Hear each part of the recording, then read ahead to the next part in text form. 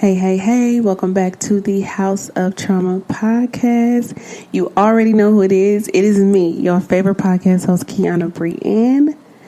Now let's get into it. Dear Black people, it's about time we wake the fuck up. I'm going to tell you, in case nobody has ever told you, ignorance is not bliss. It leads to poor decisions, poor actions, and terrible consequences that have a negative impact on the quality of life for our community. When I first started this podcast, I said I was going to touch on the topics that we, as a Black community, either choose to ignore and sweep under the rug, or we just flat out act like they don't even exist. And that's the problem. Now, I'm not here to point fingers or call names or make anybody feel less than, right? But what I am here to do, give you the raw, uncut, and sometimes untold truth about the things we choose to not speak about in the Black community.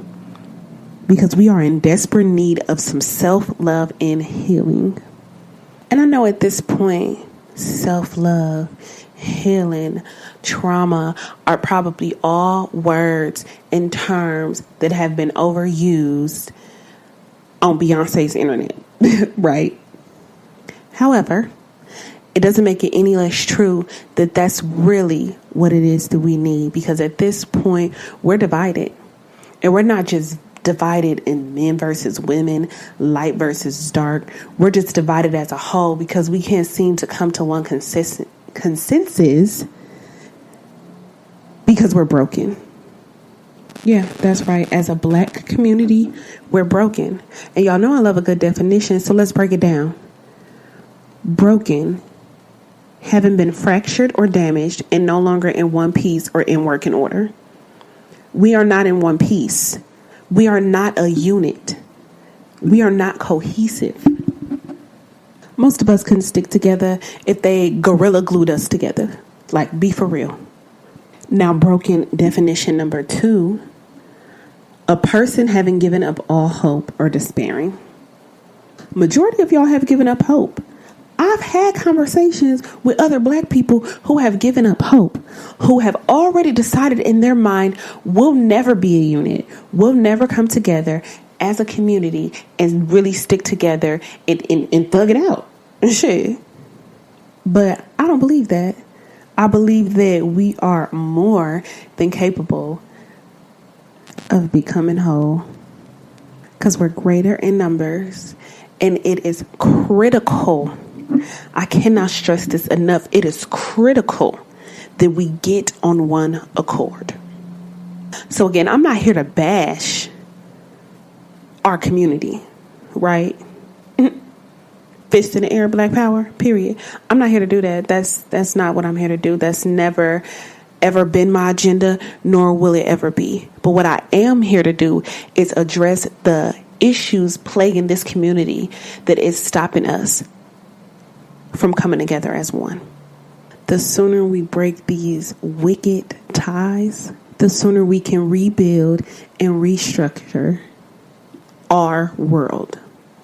So you may be thinking to yourself, okay, girl, like you're saying a lot right now, but how do we accomplish such a drastic change? So I have to ask you, with anything you want to change in your life, I mean, absolutely anything, what is it that you must do first? First and foremost, acknowledge there is a problem.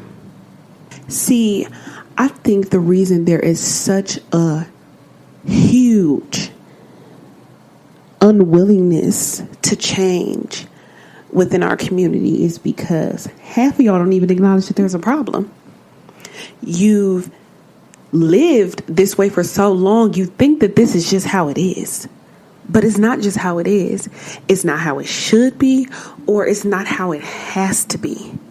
And I don't want to really speak on any other race or any other ethnic group in comparison to us, because again, this is not about them, this is about us, and I want the focus to remain the focus. However, I will say this: a lot of times people reference how every other ethnic or racial group are able to stick together for the most part. And we're unable to stick together in most instances because we're too busy going against each other that we're too blind to see that we're really one and the same. So just a personal example as an analogy. I tell a lot of people that I know I'm going to be a billionaire, and I know I'm going to have a private jet, and I know I'm going to have a mansion with a pool in the backyard, and I know I'm going to have all these things with my Range Rover Autobiography with the red interior. Like, I know I'm going to have these things because I've seen other people with these things, and why should they have better than me? Right? So let me unpack that. Why? What makes somebody else better than you? What makes them deserve more than you? What qualified them to have all these things and you feel like, okay, they can have these things, but these things are completely out of my reach, completely out of my grasp? Because I can't think of nothing. I can't think of one person on this earth who deserves more than what I deserve. I can't think of one person on this earth who deserves better than me, who is better than me, and vice versa. I'm not saying I'm better than anybody or I deserve better than anybody. So that puts us, when you look at it from that aspect, it puts us on an even playing field. And so when I ask people these questions, it's usually in reference to them wanting something, but feeling like they can't have something because it's not something that they're used to having, used to seeing people around them have. So they just think that that's how it is and how it's supposed to be. So they're not putting in the extra effort to change the circumstance to have the things that they really want because they feel like that this is just how life is supposed to be for me and that's how life is supposed to be for them. No. And so on the grand scale of things, we as a community have an unwillingness to change because we don't see it as a problem. We just see it as how it's always been and how it's always gonna be. And I got an issue with that. Do you got an issue with that? It is our complacency and ignorance that leads to generational after generational after generational curse. That leads to genealogical trauma and self-hate. For me personally, once I begin to grow and heal and really begun to build my relationship with God, and I stepped outside of what had been my normal for 20 plus years of my life, right? And I stepped outside that box for a while. And then I stepped back in. And not because in a way of like, oh, I'm coming back to doing the same old thing. No. Like, I stepped back in, but now looking through a lens of an outsider and not as a teammate, you know?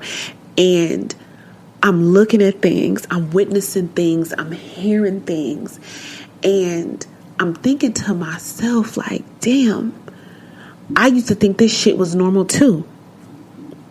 I used to not see issues with certain things that were going on, especially if it was like a consistent action, like within my family or like within my neighborhood, within my community, because it just seemed like things that were normal. It just seemed like shit that just happened. Right. I didn't know anything outside of these things happening. But once I was able to step outside that box, turn around and look down inside that box, I'm like, this shit is actually crazy. In my podcast episode 53206, I really describe what it was like to grow up in a poverty-ridden ghetto where things were completely wild and unhinged 99% of the time. But I had become almost conditioned or desensitized. That's the word I'm looking for. I had become desensitized to certain devastating and traumatic things that were happening around me, that when they happened, it was just like, oh shit, not again, or oh shit, wow, again, should have known this was gonna happen. Like that was almost my response every time. So I remember in my childhood home where we grew up on 10th and Ring, if you look out any of the back windows, it's the backyard, and then it's like an alleyway, and then it's other people's houses, across from the alleyway, like their backyards. So on that way was 9th Street. So there was this house on the corner on 9th Street, and they would always have parties, and we would just call them the 9th Street parties because fuck, that's what was going on 9th Street. And every night, like clockwork, right, I don't know, maybe 2:00 in the morning, gunshots would ring. Then a while later, you would hear sirens. But it was like every single week type of thing on Saturday. So after a while, when the gunshots would ring, there's not even a need for panic, because we know that they're shooting in the party. So 9 times out of 10, we're probably safe. And I'm just like, damn, another person shot, another person dead.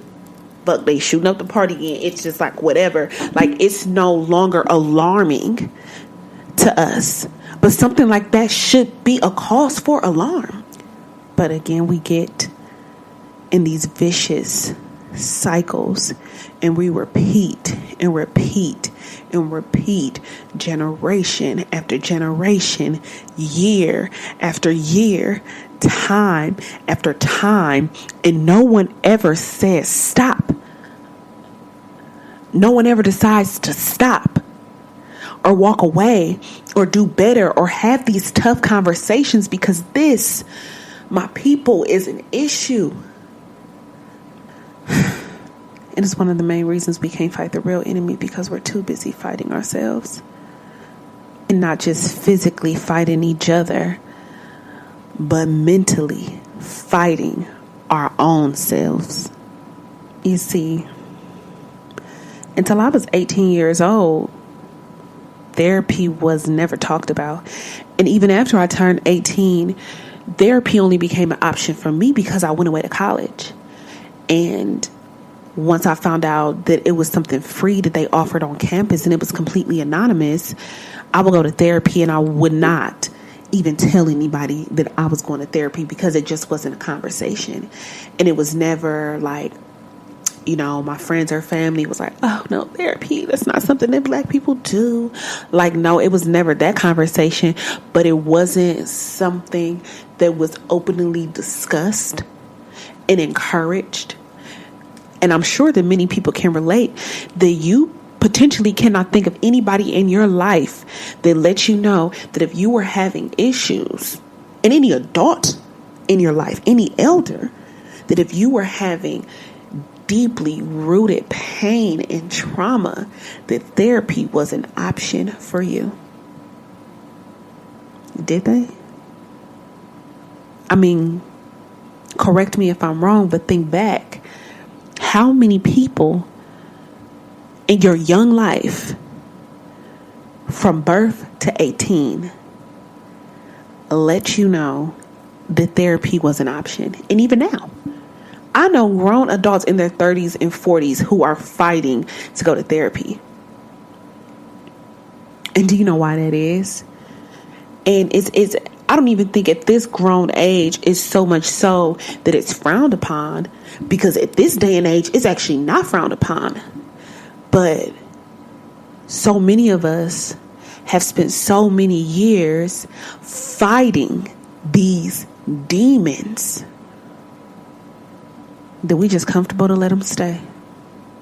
Show of hands for everybody who made friends with the voices inside of their head.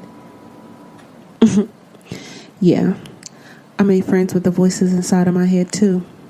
Fighting these demons alone, because most of us were raised to believe that we're just supposed to get through it. Just get through the pain, because that's what your mama did. Just endure the sorrow, because that's what your grandmother did. Just keep pushing and working through the depression because that's what your daddy did. As a matter of fact, he never even spoke about it. And you know what? Most times none of us ever speak about it. We were forced to believe that emotions made us weak. And we were required to accept that some things just are not black people things. As if emotional distress had a certain race or ethnicity attached to it. So we go on and we push through and we ignore the harsh reality that emotionally we're really just fucked up, and that we need somebody to talk to, and that we need this diagnosis, and that we need somebody to be there. Somebody to tell us that it's okay to feel this way. You know, I've seen a lot of things in this life. I witnessed so much heartache. And not just for myself. I've watched other people, black people, break down and become versions of themselves that they don't even recognize. That I didn't even recognize. And you see, growing up and seeing all the things that I've seen, witnessing the things that I've witnessed, I completely understand why people turn to alcohol. I understand why people turn to drugs. That self-medication sometimes is the only thing that's consistent in your life. It's the only thing that makes sense to you. It's the only thing that never lets you down. I understand why people didn't make it out, or don't want to make it out, or can never envision in their mind a life outside of this. You see, as a community, we're broken in more ways than one. We aren't just broken in a sense of we can't really stick together. We're broken in a sense of sometimes it's so hard to pick up the pieces to our own life. How can we come together for a greater cause? I'm just trying to get by. And I get it. Please don't ever think I don't get it. Y'all know the saying, you can't help somebody until you help yourself? That still reigns true now. We must first acknowledge that it is a problem within the black community. That's number one. Number two, we must make a conscious effort to get ourselves to a healthy state, mentally, emotionally, physically, in order to even have the emotional intelligence to communicate effectively as a unit. Because what we know is communication is everything in any relationship. And that doesn't just include platonic and romantic. That includes professional and communal as well. It's well past the time we need to listen to understand versus listening to respond. Because when you listen to respond, you miss the greater picture, the greater purpose. I've had healthy debates with people where I'm like, well, we can agree to disagree because I see your side, though I disagree with it. I understand how you came up with this conclusion. And I think that as a community, we have a hard time accepting people who don't have the same idealism that we have. People who don't look the same that we do. People who don't walk the same that we do. People who don't talk the same that we do. When I was in high school, it was a constant battle of not being black enough. And that was crazy to me because I don't know how much more I can do or what else I can do to be more black. And you want to know why I don't know that? Because there is nothing more that I have to do to be considered more black. And I think it's crazy that we even have instances where somebody's quote unquote black card can be taken. Just another example of division. Instead of just embracing each other for who we are, whether it's the music we listen to, the clothes we decide to wear, the personality traits that we carry on, why should my black card be in jeopardy because I don't like rap music or I don't care for hip hop? If I tell people my favorite genre of music is pop, I'm getting the side eye. But why? And though that may seem like a very small, trivial matter, it's the little things that add up to be greater, more damaging problems within our community. I've met so many black men who say they only date black women because black women think they're weird. And so that's a problem on both ends. What is it about him liking the things he likes that makes him quote unquote weird? It's just different from what you know. And what is it about 2, 3, 4, hell, I don't care if it was even 10 black women who said they thought you were weird, so you just throw off the whole race? It's crazy to me. So like I said, it's things like this that keep us divided, which keeps us down because we're greater in numbers. But the root cause of it, all of it, we're hurting. Everybody's hurting. And nobody was taught how to deal with this pain in a positive way. So instead, we stand divided. Dear black people, it's time to wake the fuck up. And I don't mean wake up in a sense of how mass media tries to portray being woke or fake woke in today's society. It's time to wake the fuck up and realize that what it is we've been doing is not working. You know, the term, don't fix it if it's broke. Well, it's been long since broke, and we choose not to fix it. Because why? Some of y'all think all hope is lost. And some of y'all tired of trying. Where does it end? When does it end? When do we say enough is enough? We sitting around here causing chaos and we talking about it. We having these conversations. We marching. We preaching. We giving seminars. We coming together. We getting groups together, organizations about how we being mistreated. But at what point do we demand respect? And I don't mean just demand respect from the enemy. Oh no, demand respect from ourselves, from our neighbors, from our significant others. I think there's a big level of respect that's missing here, is lacking.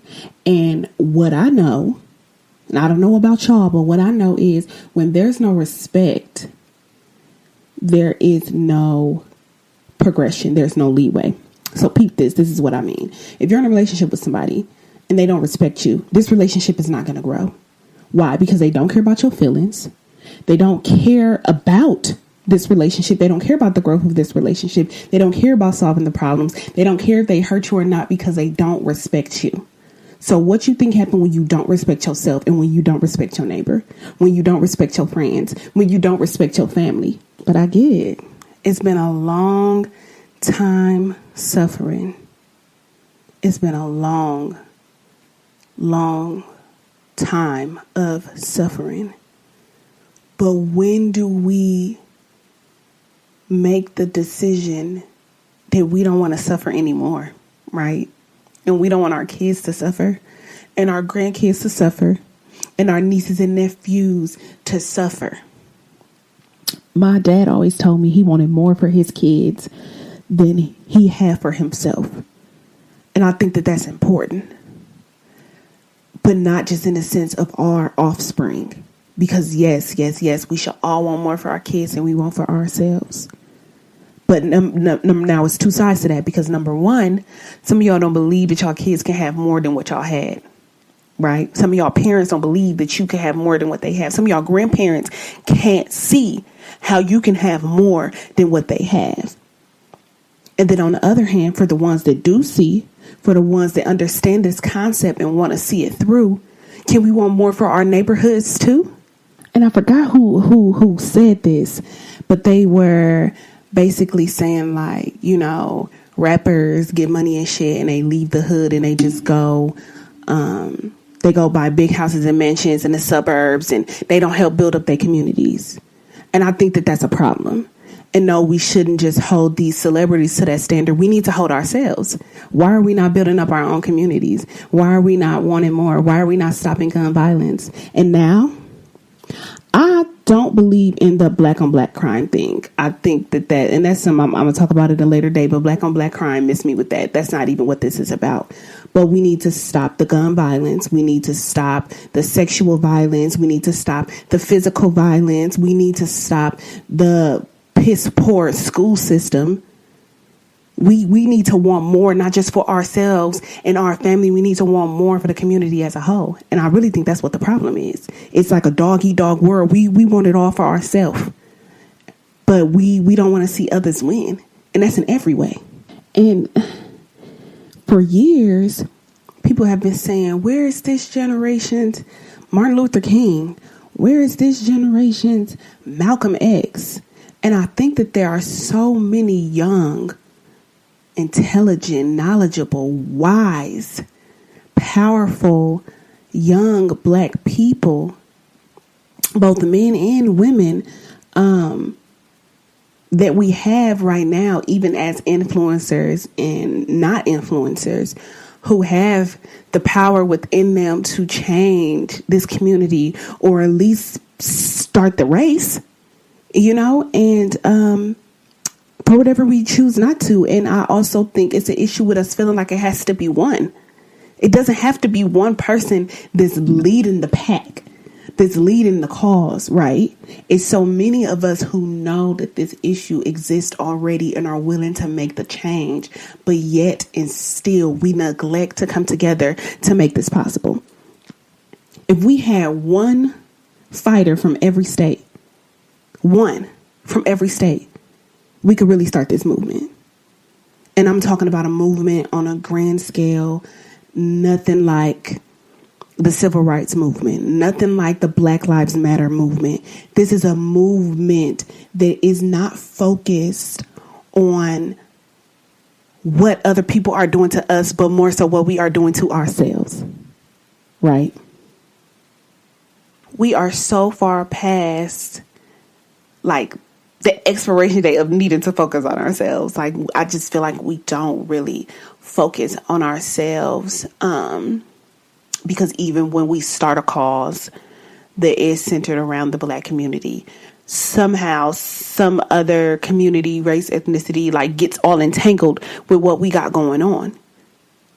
And I'm all for inclusivity. I'm all for diversity. But at what point do we focus on ourselves? So when I started my self-love and healing journey, and this is just me as a person, I'm just using this as an example. When I started my self-love healing journey, when I started my spiritual journey, I didn't try to enlist other people who I felt like needed it as well. No, I first of all had to get to a level in this journey in order for people to even see what it is that I was doing, number one. Then number two, I was able to start to share with other people, different things that we, I guess, like, related with, and how I was able to combat that with my spiritual journey, with my self-love and my healing journey. And now I can see these people implementing these things and wanting to change it themselves. So I said all that to say it starts from within your own house. And I don't feel like at any moment in time were we completely focused on our own house, meaning the problems that live within our community. And as I mentioned before, this ain't about no Black on Black crime. This ain't about that. It's bigger than that. The late, great Tupac said, I ain't never did a crime I ain't have to do. Now let's unpack that. Because a lot of quote unquote criminals commit these crimes, robbing, selling drugs, because they genuinely feel like there's no other way. Yeah, some of them do it because they want to be a part of the street life. Some of them do it because they think the shit is cool, it's funny, it's whatever. But a lot of motherfuckers I know really ain't never did a crime they ain't have to do. It's hard out here. It's really hard out here. And I've also seen a certain demographic of Black people who did not live the struggle, in a sense. We all have lived the racial struggle, right? But not everybody has lived the financial struggle, the poverty-ridden struggle. And so they don't understand. But I do. I understand why some people become drug dealers and start selling drugs, because it's the only job option that you feel like you ever knew, that you ever seen. You don't think you can be an attorney. You think I wasn't good enough to play football and basketball, so I can't do this. You don't think you can be a doctor. You know what I'm saying? You don't think you can be a space scientist. You don't think you can be a neurosurgeon. You don't think you can be a CEO because you don't know nothing about that, because nobody around you ever did that. And nobody around you ever told you could be that. When we was in elementary school, what all the teachers tell us? You can be the president of the United States if you want to. But then you grow up and you going through the school system and y'all barely got enough money for books. We sharing books in class. So it's just kind of like, what is it exactly that I feel like I'm learning or I'm being taught or is being presented to me to make me really believe I can be president of this United States? There's nothing. There's nothing. We got to fix our community, man. So I got to ask you. And I want you to really, really, really think about this. What tangible steps can you take today to better your community? Let's just start there. The community you live in, the community you grew up in. Let's not start big trying to save the world. But what is it that you can do? This real, literal, physical, tangible steps to help change the community around you. And before you answer that, unpack this.